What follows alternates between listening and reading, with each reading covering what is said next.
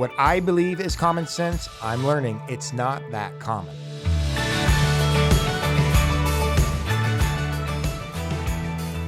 Jeff Easter took office as the 40th Sedgwick County Sheriff in 2012 after serving 23 years in the Wichita Police Department. He's seen a lot during his time in law enforcement, and I've always appreciated his deep understanding of the challenges we have in our community and his commitment to the people that he's been elected to serve. From crime to running the jail to drugs and mental health, you're going to hear remarkable insights from the highest-ranking law enforcement officer in Sedgwick County. I hope you enjoy my conversation with Sheriff Jeff Easter, who I deeply admire. Sheriff Easter, man, good to see you. Yeah, I really good to see appreciate you coming in. Every time we get a chance to chat, it's always enlightening. I learn from you, but I watch the way you work. You're the ultimate professional, man. So, I appreciate that. well, and people, when I talk about, hey, who should I have on this podcast? You know, we've had multiple episodes. A lot of people running for governor. We've had the mayor on, all kinds of people. Multiple people said, man, bring the sheriff on and let's talk about things going on in the community. Your perspective always is really valued. Now, I've told people this, and I've told you this too, and I say it kind of jokingly at times, but I mean it. Been in office now 3 years, and I laugh at when I think about all the jobs and all that Sedgwick County government encompasses, and there's a lot of really important things that go on. The one job, man, that I don't think I could have, and one would be yours. It's hard. Challenging. It's so hard, man. Yeah, every day is a challenge. Every day is a challenge. I remember when I was first running for office, you were down 120 deputies. Yes, we were. What was that like in the jail, particularly? Yeah, it was well, it's not something that, I'd ever experienced in my career. We'd never experienced in the sheriff's office. And the sheriff's office has been in existence since 1870. So when you're talking from a jail perspective, we were 127 deputies down. We're allotted 250. And so we're over half our staff down. Wow. And it was, it's all hands on deck. I mean, everybody that wears a uniform, including myself, all command staff members, we were in there working every week. And so, set a schedule. Morale was horrible because now you have commissioned deputies that do their normal jobs and then coming in there on overtime. When it shifts in the jail. Yeah, and so it was a trying time. Well, how close was it to crisis mode? I remember when I first met we were you in crisis mode. Yeah, and there were pods that were closed. I mean, there was larger conversations happening that the it community's not aware of. That. Yeah, it was. We were in crisis mode. There was no doubt about it, just from a staffing standpoint. But then you also throw in that no one really knew what to do with COVID. So we were getting guidance from CDC. We were getting guidance from the state. We were getting all this stuff, and they didn't combine. They weren't mirroring each other. So they'd give different guidance. And, for us to get prisoners from out of our custody that had been convicted to the prisons, we had to go through this whole deal with them, which means you had to separate them, and they couldn't be around any other prisoners because if they got COVID, state wouldn't accept them. What a mess. We're not geared for that because we also had 1,600 inmates, which was 200 over what we can house. So it was one of the biggest challenges that I've ever faced. Now, if we go through something like that again, I have a big old file on my computer that stored a lot of things in there so that if we do have something like that similar, we at least learned from our mistakes or learned what actually worked for us. Trying times. It was unprecedented. It was managed. But the situation today for your staffing is significantly different. Where are you at today, and what were the things that changed? How did you right this ship? Well, it comes down to it wasn't just COVID. We had the George Floyd murder. Yes. We had the protests going on around the United States, and even though it didn't happen here, it still affects us here. I remember when I was on the streets when Rodney King happened, and that affected us here, and that happened in L.A. Is it public sentiment really on law enforcement? That's it, And so not a lot of love for law enforcement, not a lot of people signing up for this type of career field. What's changed is we've seen that pendulum swing a little bit again, where there is a lot of support for law enforcement. I will even tell you, during that time frame, 90% of the people here in Sedgwick County support law enforcement. They're just the silent majority. It was the folks that are the screamers and the haulers and those type of things that always make the news. And so it makes it look worse than it really was as far as support here. But now there's a lot more outpouring of support. Yeah. So we have a lot more people that are coming back into this career field. And remember, we have it's bifurcated. So we have a detention career field and we have a commissioned deputy career field. Commissioned deputy means that's the ones that are working the streets, that have power of arrest, that carry guns. Yes. And so we will always lose a certain percentage of our detention deputies because 95% of them see that as a way to get their foot in the door to become law enforcement officers. And so we take some of them on the other side, in the commission side. PD takes a whole lot of them. Right. Other agencies take a lot of them. So we constantly are having turnover, but not like what we saw during COVID. Yeah. And so, it's creeping up a little bit again because we have an academy class that just started. So did PD. Mm-hmm. So we're about 24 deputies down. But 2 months ago, we were 12. Yeah. Yeah, significantly different. That changes the operations. It changes the safety within the jail. It changes the morale. It changes everything. So a lot of credibility. Yeah, I mean, it was, you'll see on the news that we have this one deputy that makes more money than I do. But somebody has to work overtime, and the younger generation is like, well, give it to that deputy. He wants it. Yeah. And so he works a ton of overtime. Yeah. But anytime there we have somebody call in sick or those type of things, we have to backfill. Yeah. But the good thing is that the mandatory overtime that we used to have every day doesn't take place. And I will tell you, I see people leaving after first shift, leaving after second shift with smiles on their faces because they get to go home. Yeah. And it used to be we would see maybe 1 or 2 people from the shift that were actually leaving because everybody else was on overtime. Yeah. You've done a lot, though, for the morale and the culture of the department. Share with me, because I want to talk, and there's so much I want to talk about. I want to talk about the evolution of policing. I want to talk about your guys' history and your family history in policing. But, man, tell me about and tell the public about all you've done for the culture and the morale of the department and the people that work for you there. Well, when I came on the Wichita Police Department in 1989, I worked in patrol. We had 2 patrol bureaus, east and west, but we all knew each other because we were still small enough. That kind of eroded after time. I knew over at the sheriff's office it was still had that camaraderie and everybody kind of knew each other. And so that's been a built-in kind of steadfast feature with the sheriff's office. Mm-hmm. And so, from there, you try to continue that kind of culture because it's all about teamwork. Like I tell recruits all the time, you're coming into a second family. Do you have arguments with your brothers and sisters and parents in your family? Sure. Yeah. And at the end of the day, you come together and figure out a solution and you move on. You're still family. Same thing here. Yeah. Because you're going to have that. But at the end of the day, it's about serving the citizens of this community with as much professionalism and integrity that they expect. Yeah, and so, that's good. So, we really pushed about 4 years ago the health and wellness unit. Mm-hmm.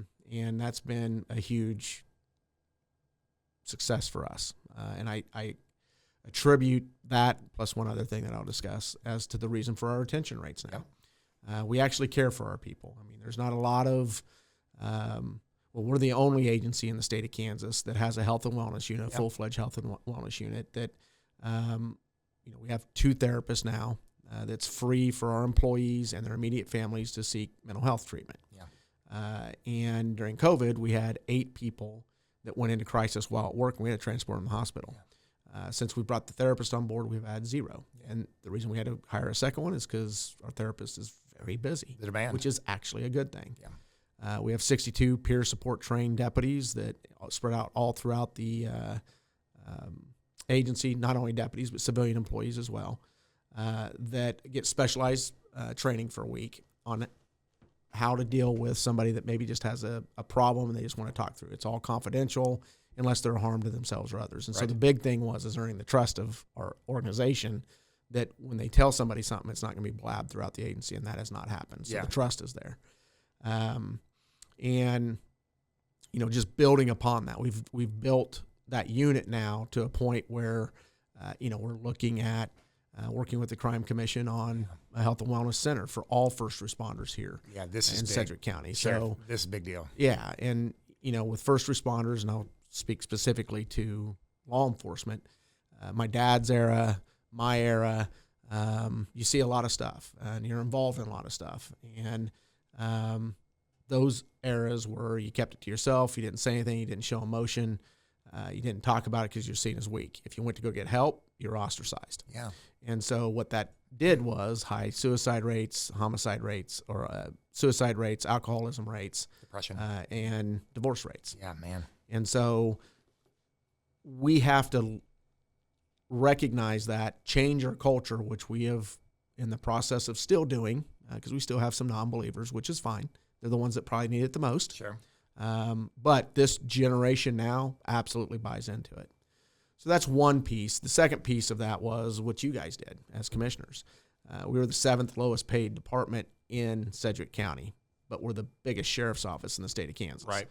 And so the raises have helped tremendously with retention, with hiring quality people in, those type of things. And so those are the two main factors that really changed after COVID. Yeah, you have culture and you have economics, and both of those matter to job satisfaction. And, Correct. And it's wild, man, because you're an old school caliber cop, long history. I think you know this, but you don't have a reputation of being soft on crime. No. That's just not who you are. But you talk a lot about substance use and mental health and culture and what it means to bring and integrate these things, not just for your employees and your staff, but your inmates too. And so I want to talk about that, but I want to talk now about your family history, man. This is serving the community and law enforcement is deeply ingrained into your DNA. I think you said 1989, you came on as a Wichita Police Department. I think 2012 was your election year for the sheriff. But your history in law enforcement is deeply ingrained. Yeah, so, my dad came on after he got out of the Navy during the Vietnam War. Needed a job, thought, well, I'll give that a try, and they made a career out of it. And my brother and I saw that, and so that's kind of what I wanted to do all my life. And there's several reasons for it, for serving and protecting and those type of things, but also it's an outside job, and I worked at local aircraft company before that, and you clock in, you do the same thing day in, day out. This is something different every hour. It's something different. So that intrigued me. Dad and Mom weren't fans of it. They didn't want me joining this profession because they knew some of the dangers of it and those type of things. But that's not something that I've ever really looked at, because as a law enforcement officer, if you're concentrating on, this person could hurt me, this person could shoot me, you'll never get your job done. You know that that's a possibility, but that's not something I've ever concentrated on. I've concentrated on how can I help people and how can I take the bad guys off the streets. Yeah. That's it. My brother came on the sheriff's office. He applied for the police department, but the chief at the time had a nepotism rule, so he wouldn't hire him. Okay. So he came on the sheriff's office and was there for 2.5 years. 2.5 years. And then was shot and killed in January 8th of 1996. So, and then I remember my cousin, Travis, coming up to the hospital, and I'm looking at him and I said, this is the reason why you don't want to become a cop. Wow. He became a cop a year later. Yeah. And now he's a deputy chief over at the police department. Yeah. So it's deeply ingrained. Yeah. Sheriff, none of my kids will be doing it. Yeah. They've already told me, I'm good. Well, I'll tell you, man, one of the things that was deeply moving for me, I've never told you this, but every May at the Law Enforcement Memorial Service that we have in front of City Hall, I come as chairman, I read a proclamation, and you obviously speak, and then they read the names alongside the Chief of Police, Joe Sullivan, and read the names of individuals that have been killed in action for the Sheriff's Department and the Wichita Police Department. I remember the first time, my first year as chairman 2 years ago, I was sitting next to you, and they read your brother's name, Kevin Easter. And for me, that was a really heavy moment for me. And you were stoic, and it didn't lose sight for me sitting there that I was sitting next to you, and your brother was killed in action for doing this job. And yet here you are. It didn't deter you. It didn't move you from wanting to continue to do this job. In fact, you went on to become the sheriff, and you're the highest ranking law enforcement officer in the county. Did you ever have a doubt after your brother was shot and killed? No, I was up in the gang unit when that happened. I thoroughly enjoyed my career, thoroughly enjoyed where I was at. I was back to work a week later. It wasn't easy, but now, family, there was some pressures there to get out. I'm sure. But I knew that that's kind of all I knew at that point. I'd been on about 9 years at that point, or 7 years at that point, and I knew that this was the career field I chose, and this is what I was going to do. And the need was great. And so it even more so after that, I couldn't think about those things, or you aren't going to be successful as a law enforcement officer if you're constantly thinking about who's going to hurt you, because you'll overreact to things. And that's all you're concentrating on. And we weren't a family that sat around and talked cop stuff at home. We never talked about it. Wow. I mean, we were just normal people, and that was our job. At home, that's our job. Yeah. That's our career. That's not the type of family what you see on TV with Blue Bloods. That was not my family. Interesting. Yeah. And Travis and I don't talk about that stuff. Really? No. Yeah. No. Well, so Wichita Police Department, you served, 12 years there total? How many years total? 23 and a half 23, years. Sorry, forgive me. 23 years there. And then you decided to run for sheriff. Yeah. What's that decision, and how did that come about, and why the shift there? I mean, this is a big deal. Yeah. So I was always kind of interested. Well, it's kind of funny because my brother had only been married 7 months to his wife, Julie, when he was killed. And after the funeral and stuff, and, she was bitter because she lost her husband, but she was kind of bitter. When people lose people, they want to lash out at something. And she was kind of bitter at the sheriff's office. And she was like, hey, someday you need to run for sheriff. I never even thought about that then. But later on, I'm like, I know a lot of those folks over there. I kind of know the culture. Kevin came from there. Didn't know trajectory-wise where I would be at with the police department. Met with Chief Williams, talked to him about it. Mm-hmm. He thought it was a good idea. I had said, well, if you make me deputy chief, then I'll stay. And he just kind of looked at me like Chief Williams did and said, mm-hmm. And that's not a position to put the chief in because he can't tell you that anyway. Sure. But that kind of was like, okay, I'll give it a shot. Because if I didn't make it, I loved my career as a captain at the police department, right, and I would have still been there. So I looked at it that there was a time for a change. The culture had gotten stagnant. And sometimes a change is a good thing. And some new kind of processes, some new ideas, new way of doing some things. Right. And that's what I ran on and was elected. Yeah, absolutely. You were absolutely elected, and you've been elected now 4 times. Yes. You serve the people of this community. I love educating constituents about the county government and the understanding in county government. Obviously, there's 5 county commissioners, but then there's other electeds in county government. You have the Register of Deeds, the elected treasurer, elected county clerk, elected district attorney, and an elected sheriff. Which we all have to get elected by the entire county, not a sliver. Yeah, not just 105,000 people. Yeah. You have 525,000 people in this county in the constituency that you are serving. And what's so unique is, and it's just very important that people understand, you don't work for the county commission. The county commission doesn't work for you. We have budgetary check and balance to where we're going to fund your budget, but you work for the people. Yes. And that's very important that people understand of how this check and balance works and the relationship, and why the relationship is important. That we need to understand your operations, but you run the sheriff's office. You are the chief law enforcement officer, and we fund your budget. Correct. And, growing up under city government, over there it's different. Yes. The chief answers the city manager, and then also to the elected officials and those type of things. But what I learned from that is that relationship building over right, there. Yeah. I come here, get hit up by several different people that, the sheriff's office is autonomous. They don't really work with us on anything. And that needed to change because there needs to be a partnership there. Yeah. Because I get it. I'm an independent elected official. But some of our policies are intertwined with county policy. Our budget's intertwined, those type of things. So it's important to have those relationships, and I still preach that today. And it is good relationships, too. You're often over at the county offices. Mm-hmm. We talk frequently, multiple times a week. That relationship is good because the partnership's there, and we need to understand your budget and your pressures so that we can make sure you have the resources you need to do the job that the people elected you to do. Absolutely. How's it different? Wichita Police Department, Sheriff's Department, obviously similarities, but how are they different? It's much different. There in the city of Wichita, you're constantly responding to calls, 911 calls, just nonstop. And crime rates are higher and those type of things. Yeah.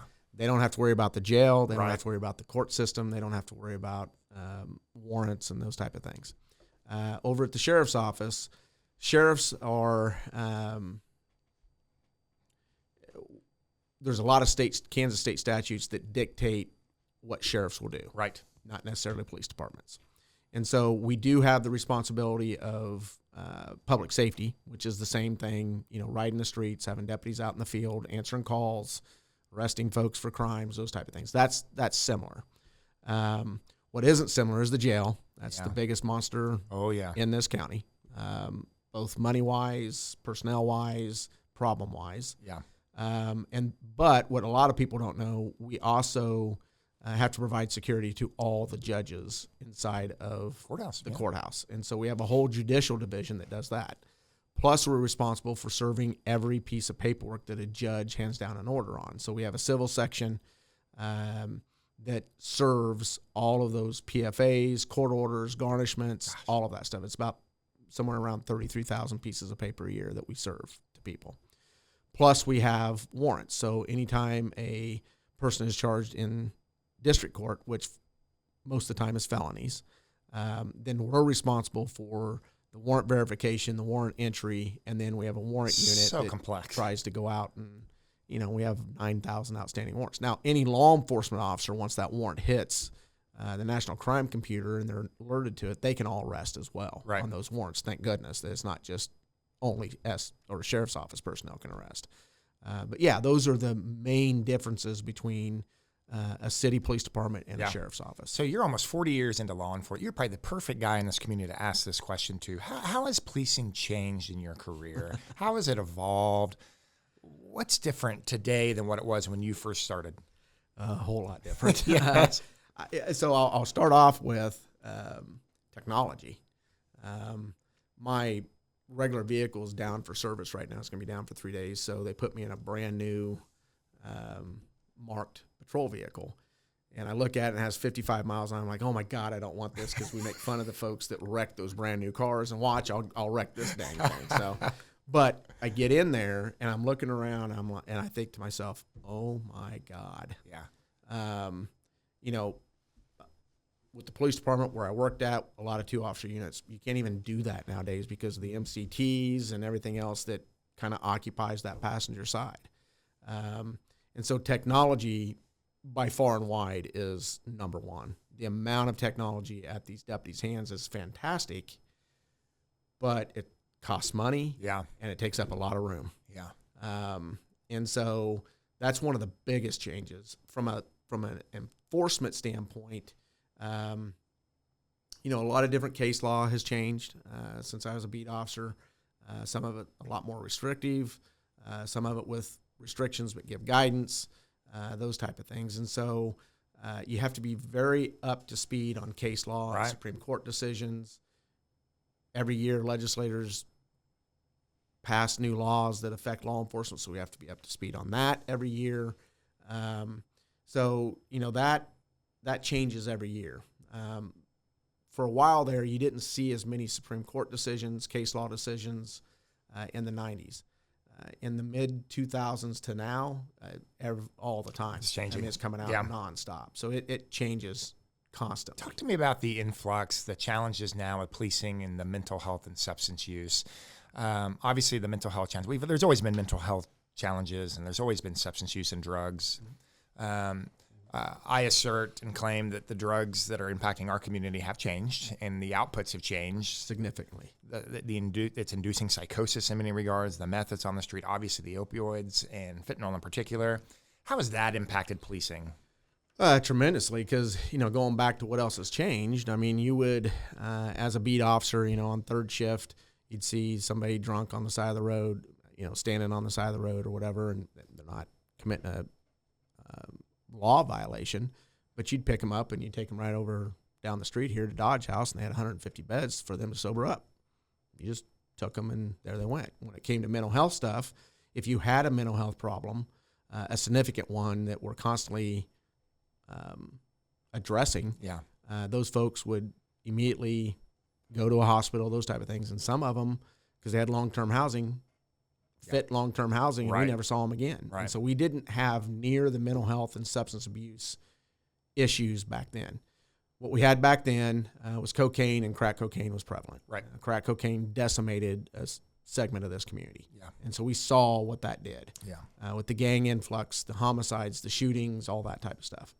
In the late 90s, early 2000s, we in law enforcement changed on how we addressed that. We addressed it very effectively. Community policing came on board. Right. Community policing was a big game changer. And you were at the start of that community policing movement. And that was a big game changer. And some other things that we did, resulted in the lowest homicide rate we'd seen in years of just 13 homicides in 07 or 08. And it's because of all those things. Well, then, 08 comes around with money issues and those type of stuff. So we took SROs out of the middle schools, which was problematic. Some of the monies that goes to the nonprofits that had been established to help with some of this stuff, that all went away. And then we get 14 or 15, we start getting this. And now meth is huge. Yeah. And now fentanyl's huge. Oh, bud. And so the crack cocaine wasn't going to, you take it one time, it's going to kill you. Over time, it can. Same with methamphetamine. But the problem with methamphetamine is it burns holes in you and burns hole. That's why people have holes all over their skin and stuff. Well, it also burns your brain. Yeah. And you never get that function back, which emulates mental illness. So we're seeing a huge influx of methamphetamine users that now have mental health issues plus a drug addiction. And then you throw fentanyl on top of that, which you can take one pill and it can kill you. Yeah. And so the drugs have changed tremendously, which then also changes what we see on the streets and what else we have to deal with. Yeah. And so we really, in my day on the streets, we weren't social workers. Right. We had a listing of numbers. We'd call up a number and say, hey, this person needs your service. We connect and we check 10-8 and we go to the next call. Yeah. Now, we're social workers. We're all kinds of stuff that was not, law enforcement is not designed for. So, Sheriff, what is the corrective strategy here? It feels like we've done some things, co-responder units like ICT-1. Mm-hmm. Obviously, ComCare has had to expand to meet the needs and the inputs that are coming into the system. We're working in the homelessness community now with Second Light, and there are other things coming. Obviously, you championed. If it wasn't for you, we would not have a mental health hospital being built, a $100 million mental health hospital. That you were a big part in that. You and Mark Bennett were a big part in that push. But what do we need to do to be more preventative in some of these things? What is the appropriate response in this? If you and I can figure that out, we'll patent it. There you we go. won't have these jobs anymore because we'll be millionaires. But it's a combination of a lot of different things. And I always talk to our people about, don't forget where we have had successes in the past, because we've moved past them and it seems like we forget about that stuff. That's good. Working collaboratively with the community, with nonprofits, because we need the resources to send people to. We get paid to protect people, but if we're using all of our resources and we don't have people out there on the streets because we're tied up doing all this, right, it's a detriment. Yeah. So we need those services, and we need more of those services, and a quick pipeline to get them into it. So, the Mental Health Substance Abuse Coalition was formed for that exact idea, to have some type of campus style setting where all these services have a presence there. We bring the person in, they're taken care of by them, we're back out on the streets. Yeah. I still think that's the best option. Yeah. And so just a pipeline for that. When it comes to the mental health issues, there's different kind of stages of the mental health stuff. You have people in crisis, but they're not diagnosed with a mental health issue, but they're in a crisis, going through divorce, whatever reason.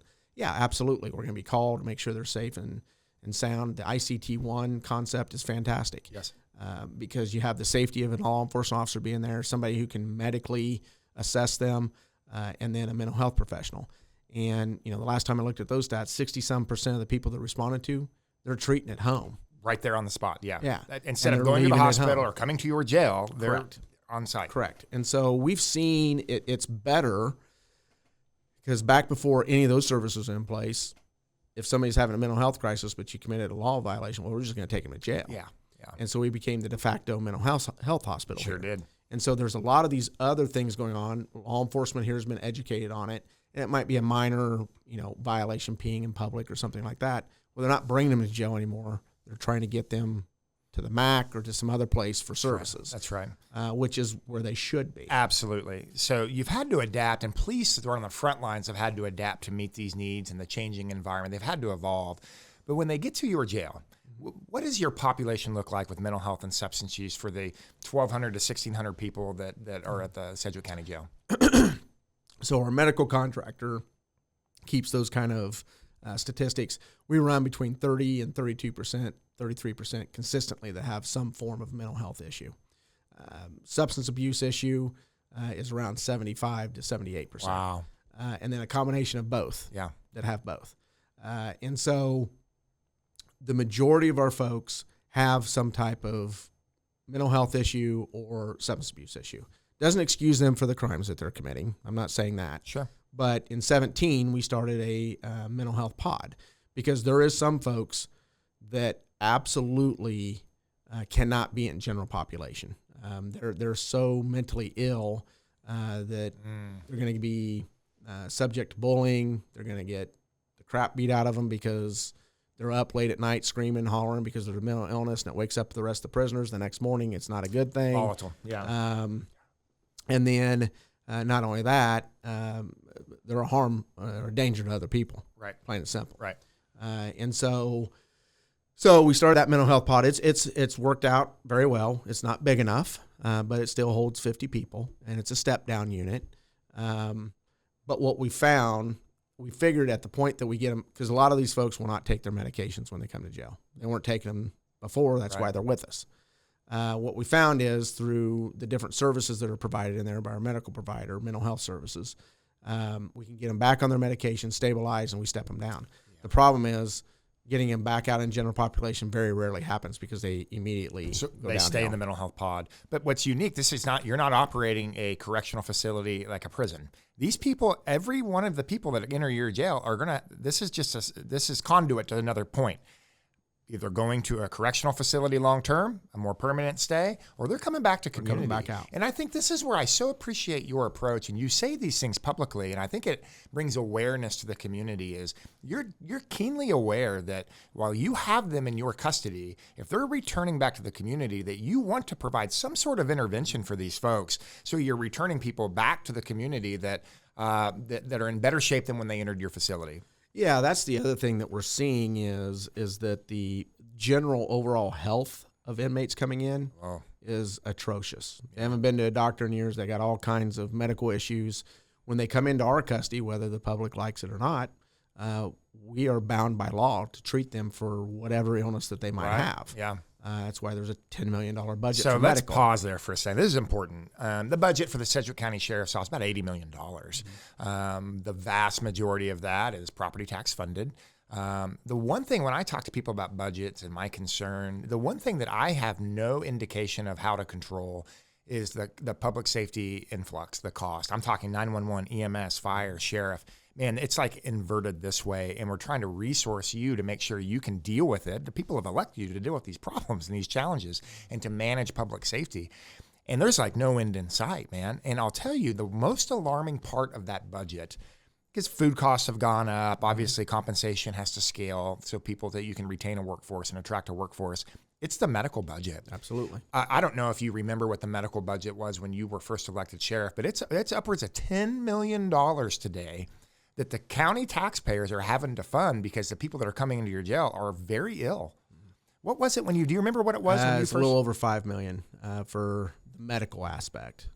So you have people that are on hospice in your jail. Oh, yeah. You have people that are on dialysis. You're having to go and take people to the hospital. I mean, every day. There's a very sick population that are coming in, and there's no end in sight. No, and I the one thing I think about me, I don't do the politics thing. It's easy for me, I know, as the sheriff, because it's what the law says. But there is some political issues with that. It's the Medicaid expansion stuff. Piece. Yeah. And I've talked about this. Yeah, and so if they do have Medicaid when they come into jail, they lose it. Yeah, this is so important. And so when I heard this, Sheriff, when you told me this, For me, this was such a violation of due process. This felt so immoral. If you have Medicaid in the public and you get charged with the crime and booked into the county jail, not convicted, you're not convicted. You've been charged with the crime.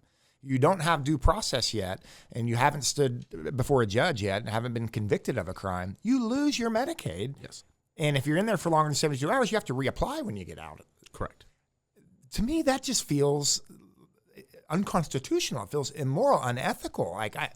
But well, Medicaid, with the Kansas Sheriff's Association, we have tried several times because Texas has it where it's just suspended. Is that a state issue? Yeah, because the county now Medicaid is funding their medical services as in the community. They come to your jail. Now the county property tax dollars are having to fund this. Correct. And they've just been charged with the crime. They haven't been convicted. Correct. How do we fix this? What is the fix? Well, here? We went several years back and tried to come up with a fix, and had some senators on board that with KDADs that they would look at suspending it. We were told, yep, that's going to happen. Still hasn't happened. Okay. And so, again, that's the political realm of it, and it is what it is. But taxpayers here need to know that it would cut down some costs, right, to taxpayers. The argument is, well, then it just adds to the Sure. federal deficit. Yep. I get that, but it's all taxpayer from Sedgwick County paying for it right now. right. And so I'm very diligent about dollars. You are. And about $59 million of our budget is strictly the jail. Yeah. And every year that cost, because the cost of doing business in the medical world, it goes up 3% every year. So, if we sit down and talk 4 years from now, it's probably going to be a $14 million budget. Wow. But what we've seen is just very sick people coming into our custody. With the hospice stuff, we have 3 people that have cancer, and because their charges are so serious, the judge isn't going to let them out, and their bond's pretty high. Well, they have cancer. They're not going to survive. We know that. Yeah. And so that's expensive. The daily trips out to specialist doctors for heart issues and for pregnancy issues and for this, that, and the other, that's every day. Yeah. And that comes out of taxpayer-based money to pay for all that. Right. And again, I'll reiterate, we have to do that. Right. Some of the hardcore people are like, just let them rot in jail. That's not how that works. possible. Yeah. Yeah. And so we are obligated, both as humans, but also by law, to provide for them their medical needs, their clothing, food, water, the basic needs that every human needs to stay alive. And if I don't, I get sued. Yeah. It's how the world works. And the taxpayer ends up paying eventually. Even more. Even more. I really enjoy telling the story of all that's happening in the jail. And listen, this is not the Hyatt or the Hilton, right? I mean, no, this is not a pleasant environment for anyone. No, I tell people all the time, you don't want to come here. Yeah, but you as sheriff had been very intentional that people that come into your jail, that you are going to do what you have to do to rehab them to the best of your ability. When they're returning to society, they're returning better than when they went in, and it's an intentional effort. I don't think people know that. It is. I mean, we have a lot of programs we offer in there. We went in 2 positions for social workers, because a lot of these folks that come in don't have jobs, don't have birth certificates to get a job, don't have a license, don't have all this stuff. So we intentionally, when we look at our contractors for phone services or for the kitchen or those type of things, how do we get inmates a skill set, such as kitchen worker, so that they can get a little certificate saying, yes, I did this, and this, to get them a job. Right. Within our phone system, we are able to work with our vendor that they can look at job openings that are out there and submit resumes through our system so that they can possibly have a job when they leave here. We work with the state to get birth certificates and driver's licenses back so that they can, you got to have that to have a job. Right. So we hired a couple social workers to do just that. Now, the issue is in the jail, we never know when they're getting out. And so for some of those folks that probably are going to prison because what they got charged with, it's probably not going to help them when they've been charged with murder. Sure. But we still provide the service. Some folks, we're in the process of doing that, and they get out. Yeah. And so our contact with them is done. But A lot of times what we do with our really mentally ill and those type of things, we transport them straight from us to ComCare. Yeah. Or we transport them straight from there to another service. Yeah, those collaborations are important. Yes. And those type of things. Yeah. So they have housing right away. Yeah, that collaboration is important. If you don't break that cycle, they're going to go right back in. They're coming right back to your door. And right back to crime and right back. That's some of them are going to do it anyway because that's their personal choice. Yeah. But what I have seen with inmates is once they're in there for a while, they dry out. Yeah. And that's when you get to them about rehab and recovery and those type of things. And you make those connections. Yeah. I appreciate that. All right, let's talk a couple issues, man. Here we are. This is middle of September when we're taping this. There's been some homicides recently. Yet when we look at the data, crime is down over the last 5 years. Yes, it is. I say that to people, and I know Wichita Police Department and has said that publicly, has shared some data. And man, the backlash on that is people just don't seem to believe that it's perception. Yeah, that crime is down. Mm-hmm. But it is down, right? I'm looking at murder rates, rapes, robberies, property crimes over the 5-year average. It is down, but it doesn't feel like that. Yeah, what's going on there? You know, I mean, the easiest indicator is we were at 1,653 inmates. We got 1,200 right now. Yeah, crime is down. Yeah, plain and simple. Yeah, bonds haven't changed. Nothing like that. We were at 132 homicide suspects in our custody at one point. We were at 60-something. 132 at one point. Yeah. Wow. And so, you know, the national narrative with some of these departments, they're playing funny games with their stats or whatever. That doesn't happen here. And, you know, crime is crime. You're going to report it. You're going to try to address it as best you can from a law enforcement standpoint. And so, but it is down. Now, you had the spat over Labor Day weekend. Yeah, man. Now, what I will tell you is juvenile violent crime is a problem. Okay. And that's what you're seeing as the major contributor right now. Okay, so I'm glad you brought that up. You and I have talked frequently about Senate Bill 367 that was enacted in 2016, 2017, its impact, taking the teeth out of criminal justice and judges, what they can do for juveniles. All the time, man, and many of these homicides that were committed over Labor Day weekend and this time period here in September have happened in my district. So I get a lot of calls, do something, Commissioner, do something. How do I answer? What do we do? Well, first off, it comes down to parents. What are you doing? Yeah, man. I mean, I don't know how to answer that. Yeah. A 14-year-old that's in possession of a gun and goes and commits a murder, where's the parents? Yes. Plain and simple. That's it. And so, but are we seeing that more often? Yes. And juveniles, some groups want to, well, you know, they're 23, they're juvenile. No, they're not. Yeah. They're young adults at that point. Under 18 is a juvenile. Yeah. 18 and above, you're an adult. That's why you come into our custody when you get arrested. Right. And so, but do we see that 24 to 14-year-old range where we're seeing more gun crime out of them? Yes. Yeah. So what do we do, man? That's the thing it's the degradation of the family unit. You have to deal with the outputs of that and the manifestations of that, where we see family breakdown, we see more mental health challenges in our children, which is why the collaboration in our schools is really important to try to get upstream. But man, help me as someone who's a civilian, someone who is working in elected office, someone who's a dad. I have 4 kids, and I'm watching these things play out, and I'm hungry for solutions. Is there a reason to be hopeful about where we're heading, or is this the new normal? So I'll answer that a couple ways, I guess. First off, there needs to be adjustments made to Senate Bill 367.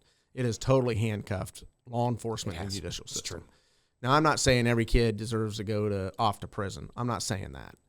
But there's a certain group of kids that continually commit crimes, and they laugh in our face and everybody else's face because they know we can't do anything. Right.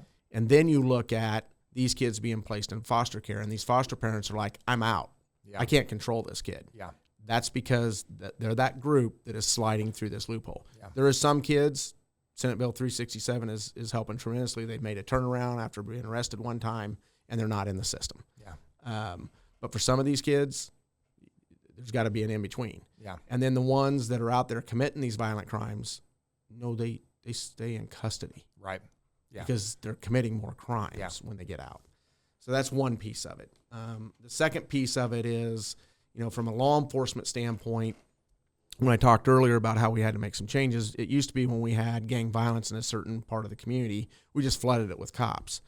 Well, all the gang members went under, and who we were arresting and giving tickets to, just the normal citizens, and they were not happy about it. So we had to change and target specific people, specific gangs, those type of things, which I know the police department still does that now.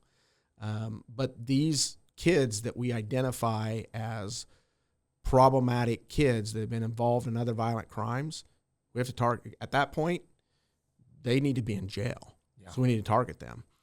That's how it worked in the 2000s, early to mid or 2005, 2007. We targeted the specific people, and it drove that crime rate, that homicide rate, way down. And they were being held off the streets. They were being held accountable. Correct. So they were off the streets. There was no recidivism in regards to the crime being committed. Correct. But they were being held accountable, which was hopefully a deterrent to creating more crime and future crimes. Yeah. Yeah, and that Senate Bill 367, I know I have a colleague on the county commission that talks about this frequently. We've talked about it frequently. You've said something. District Attorney Bennett said something about this publicly. And we have some legislators at the state that understand this. So these conversations will continue. But you know who's screaming the loudest is the district attorney and the judges, saying we need more teeth to be able to deal correctively with juveniles that are creating crimes. Yeah, it's I'm the Kansas Sheriff Association legislative chair, so I'm up there quite often presenting testimony and stuff. And probably one of the more riveting testimonies that I saw was when there was some introduction of legislation to try to change a little bit of 367, listening to people from Ember of Hope, listening to foster care parents, and they're asking for this to be done. Begging for it, yeah. Because they can't handle these kids. The kids that we see, the reports of, and they're sleeping in Ember Hope offices. These are these crossover kids that have behavioral health challenges. And what's happened is we've dumped these kids into a foster care system, and these foster parents are not equipped to handle this. No. And they're saying, they just leave the system. They're like, we're out. Yeah. We're not going to do this. Yeah. And there's no one that can take these kids. No, we have to reform that whole system. Yeah, and Ember of Hope, as our call load tripled since they went out, outside of the city of Wichita into the county. Yeah, we're out there at least 2 or 3 times a week dealing with kids that are sexually assaulting other kids, hitting staff. Yeah, and the anecdotes that you see, if you just talk to a teacher right now of what they're experiencing in the classrooms and in our schools, man, that's why I just get so concerned about the trajectory. And organically, if we do nothing is going to change. There has to be interventions, but it's not a government intervention in as much as it's a community intervention. But what I've learned about this type of the interventions I'm talking about is we need a strategy, we need a game plan. We need to be able to tell our faith community and our families and our nonprofits, this is the strategy we're going to execute. This is how we come together to do this. And I think that's the next evolution here is that we've talked so much and have started the process and have some other things in place for mental illness and drug addiction. We got to do the same thing for juvenile intervention. That's right. Before they get into drugs and they get into all this other stuff, and then they're convicted felons by the time they're 16. Yeah, preventative, not as much reactive. We have to start looking at that direction. One of the things that we're doing is the county commission voted and approved a CIP where we're going to invest upwards of $25 million into do juvenile campus down there with our JRF, Juvenile Residential Facility, and with an attempt to try to get more community collaboration and more organizations in. So we see it at the county commission level. I know our correction staff and our juvenile detention staff sees it. You obviously see it. Our district attorney sees it. So, but this has to be an area of focus. We have no hope in changing these trajectories of crime and violence and some of the things happening in our community unless we can get upstream and target these kids. Well, I think from a standpoint, since citizens will be listening to this, you have to understand that all minor crimes and property crimes, there's a place called JIAC, Juvenile Intake Center. The officers and deputies take them there. They fill out a little form. They call their parents to come get them. And then they're right back out on the streets the next night. Right. Yeah. And so it used to be even, burglary and those type of things, they went to JDF where they're in custody. Not anymore because of Senate Bill 367. Yeah. So, and these kids know this. Oh, they absolutely and you know this as well, that what's happening sometimes in these drug crimes is you have adults that know that these kids cannot get charged. And what do? They're giving the kids the substance and they're giving the kids the firearms because these kids are not going to get booked in and stay. Well, that's very prolific in the gang world. Yes. Because they're already adults, probably already have convictions, so they get the younger crew to sell the drugs and do the drive-bys and those type of things for the gangs. And that's been that way for years. And this is what we see, and we're seeing this in this community now. Because it is alarming. You read the paper in the morning, and you see the news at night, and you see 14-year-old, 16-year-old, 18-year-old, and you're like, what is going on here? And it's very complex, and it's complicated, but we've got to get upstream. We've got to be more preventative, and we've got to target these kids. I'm not talking from just law enforcement and government. I'm talking about from the community. There has to be an organized plan. Two more questions, Sheriff.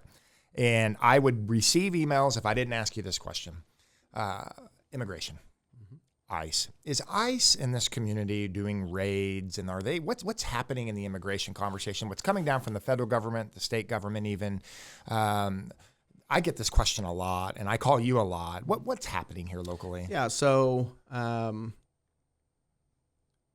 what we're seeing here mainly in the Wichita area is folks that are here illegally that get arrested on other crimes. They're in our custody. ICE will put what they call a detainer on them. If they're going to be released of charges, whatever the criminal charge they were on, we notify ICE. They have 48 hours to come pick that individual up. And then start the deportation part of it.